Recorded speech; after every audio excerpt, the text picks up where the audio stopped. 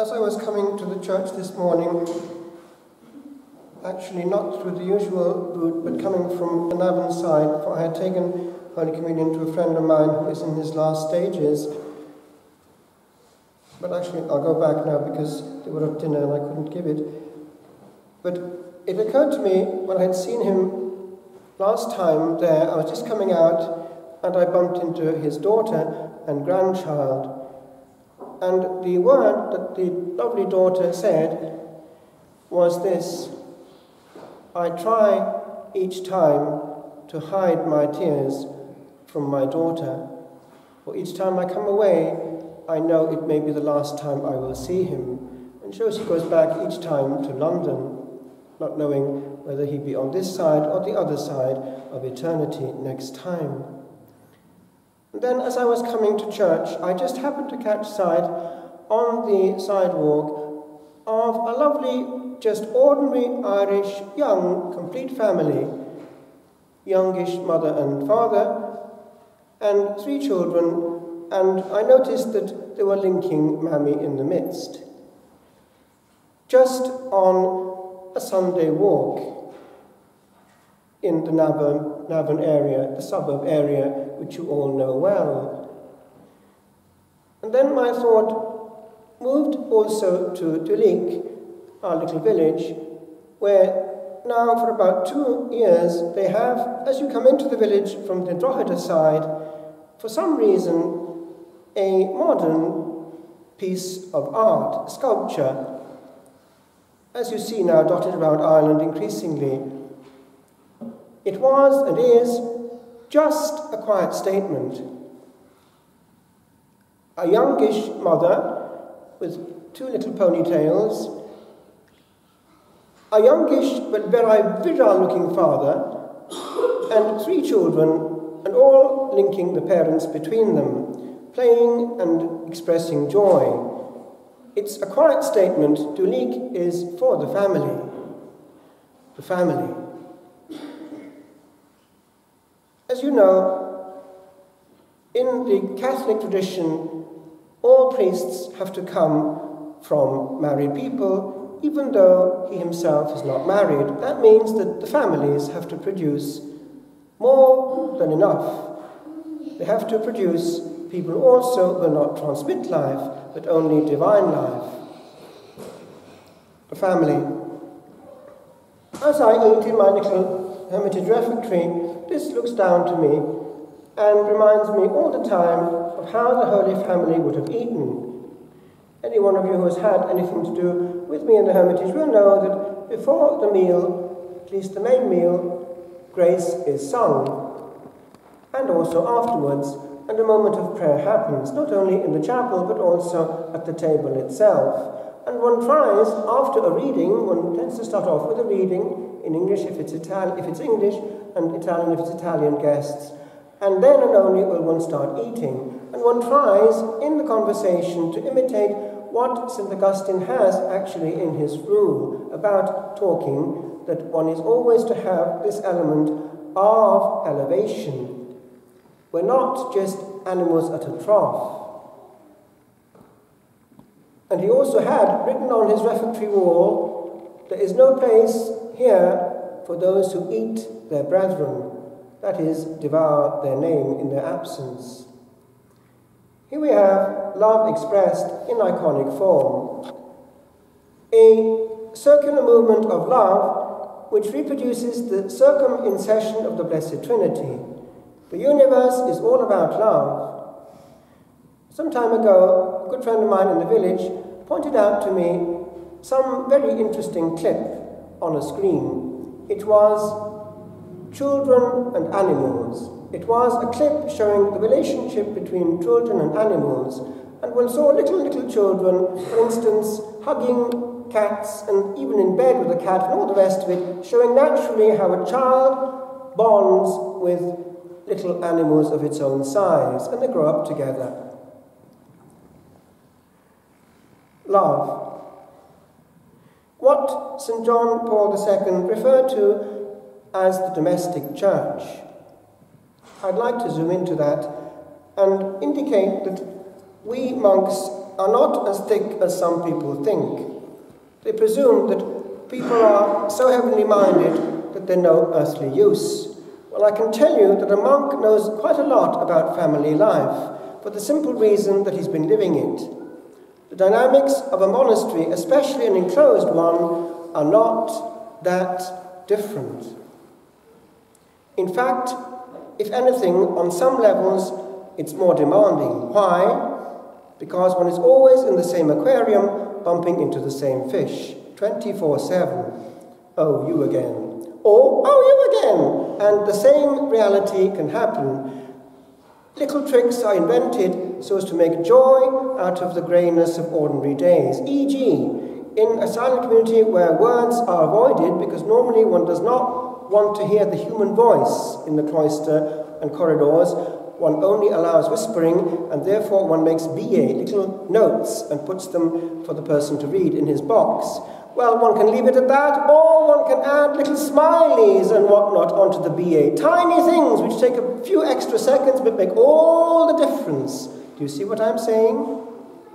Little things make all the difference between enjoying one's time on earth and just supporting one another and letting people know that that is the case. People pick it up. It takes a certain effort to create joy. And this morning, because I have a guest right now, I happen to be describing something which made me tickle again with laughter as I recalled it. The kind of things that we would do in recreation, out of nothing to produce joy. Translate it to your own situation, because it's the same principle that underlies it. With simple things, one creates little joys. And one bonds also amongst oneself as a community. So I was describing this, for instance. Somebody was about to say something at recreation, something big. So all the brethren got hold of anything from the wrong side of an umbrella to the wrong side of a walking stick, anything which like look a microphone, and held it to the person's mouth as he made this declaration of cosmic importance. And a memory was made out of a tiny, tiny word, which shows that actually joy is not that complex and certainly not expensive, but it's made of little things that mean a lot. I've told you before how we would, in community, be mischievous. How, for instance, Frère Dominique, if he was preaching, and if I was sacristan, which I always was, I would put underneath his chasuble on top of his stole just a reminder to get it over and done with fairly quickly, e.g. a razor, because in French to shave somebody means to be boring to death, and even some aftershave to wipe up the operation as it had finished off, and he would get his own afterwards by putting, because he was responsible for the refectory, in my place at refectory, a huge cauldron of Nutella, complete with a tube and a syringe, so as to take a drip thereof, an intravenous solution of Nutella, to console myself for the bruise. And on would life go. Tiny things which made people have a twinkle in their eye, rather than always be in blue mode and let everyone feel it. Translate. Are you a heavyweight in your family?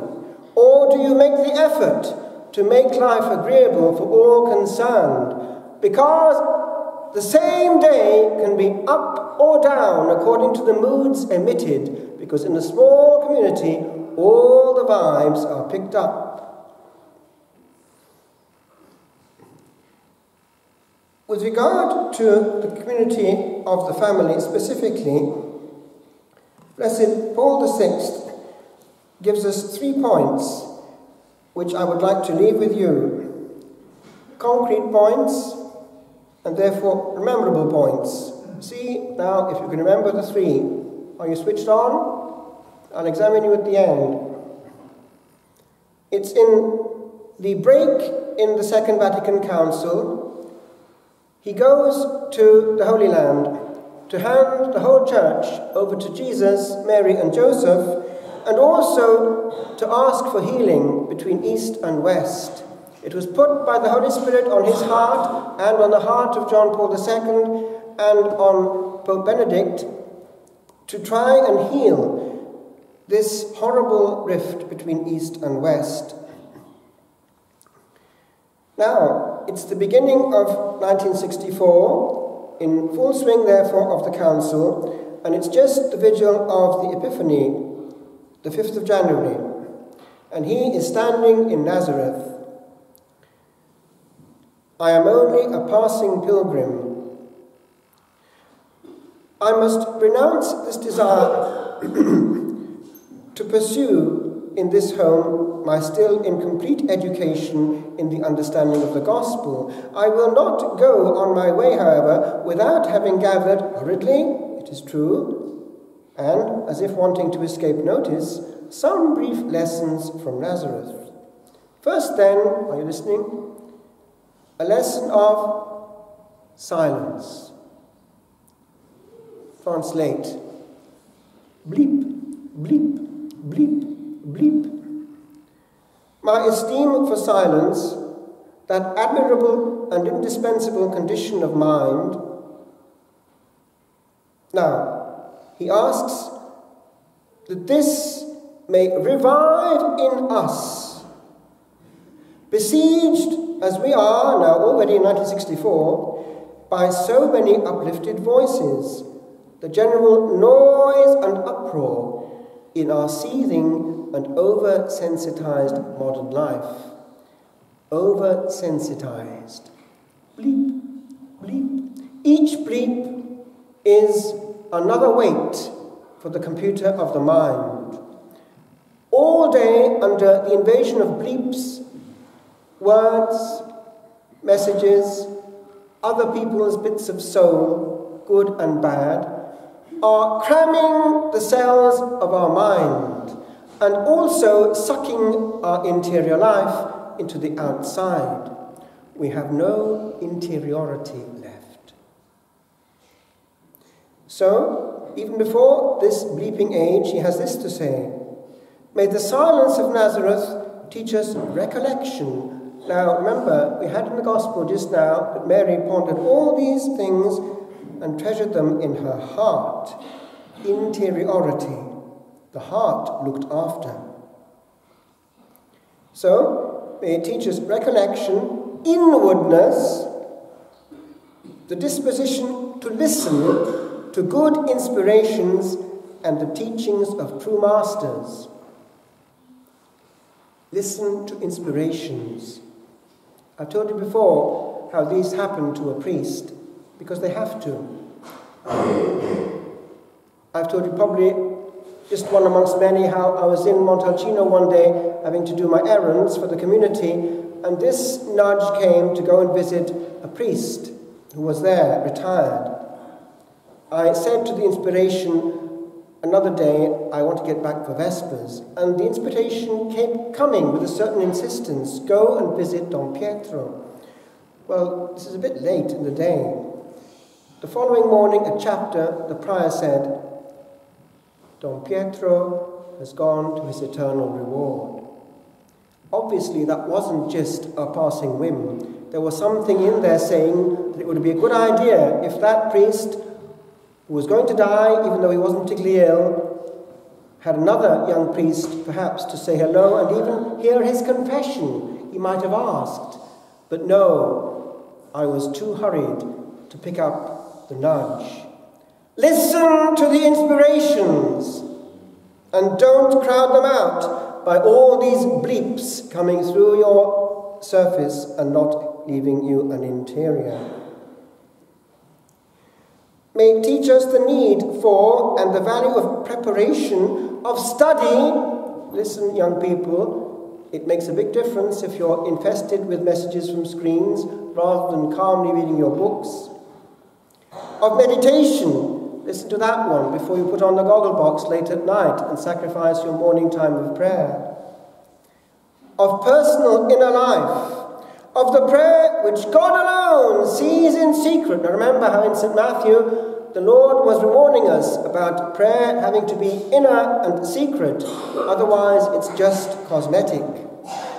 Prayer is not just saying prayers, remember. It's quality time of heart to heart, Cor ad cor loquitur. Heart speaks to heart. As between lovers, one needs quality time where eyeball meets eyeball without defense. Next, you're listening to... There is a lesson on family life.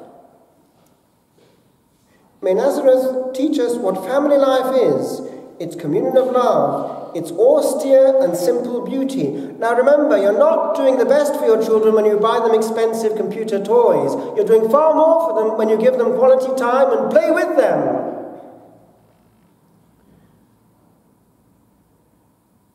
And its sacred and inviolable character. Let us learn from Nazareth that the formation received at home is gentle and irreplaceable. And when a mother thinks it's more important to have a long, uninterrupted career than to watch those first steps and first big moments in a child's life, maybe she hasn't realized fully the privilege of being a mother. Remember the old saying, that hand that rocks the cradle rules the world. Let us learn from Nazareth that the formation received at home is gentle and irreplaceable. Let us learn the prime importance of the role of the family in the social order. Now remember, you fathers here, you have the power of paternity from God the Father, and you have that paternal authority, as in the patriarchs, to bless your children. With the power of God the Father himself, don't let them go to bed without blessing them. And also you fathers have the power of God the Father to bless the table. You have that right and duty, as St. Joseph would have done. Remember, the meal was sacred for the families in Israel, as it still is. And if you go to Jerusalem or any of these places out there and watch a family on Saturday, it's very edifying. They go together and pray together, and the Shabbat is truly a day of the family. Far better lived, I would say, than those who give a lot of energy to the GAA and switch on when they can to just one corner of the week, usually Saturday evening, to get the duty over and done with, and all go in their separate directions. What have we lost? Finally, you listening? Finally, there is a lesson of work. Work. Nazareth, home of the carpenter's son, in you I would choose to understand and proclaim the severe and redeeming law of human work. Here I would restore the awareness of the nobility of work and reaffirm that work cannot be an end in itself, but that its freedom and its excellence derive over and above its economic worth from the value of those for whose sake it is undertaken. It's very beautiful when a father or a mother are genuinely sacrificed for the good of the children.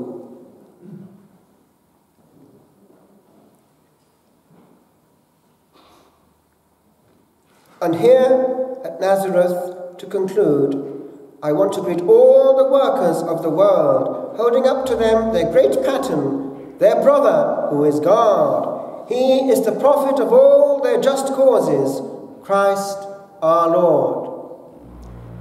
Work. It's far more beautiful, actually also in the monastic life, where about 5 hours a day are spent in simple, repetitive actions where the heart is free, to be doing honest work than gambling often with other people's money in some kind of stock exchange. It's not the same notion of work at all. Speculation, hazard, and often to the detriment of the soul that is concerned, to the extent that all its free time goes into the computer to see how the stock exchange and the equivalent is going. Work is noble. Let us do it as sons of God, with freedom of mind, and use well this gift of time that for one more year is given to us yet again.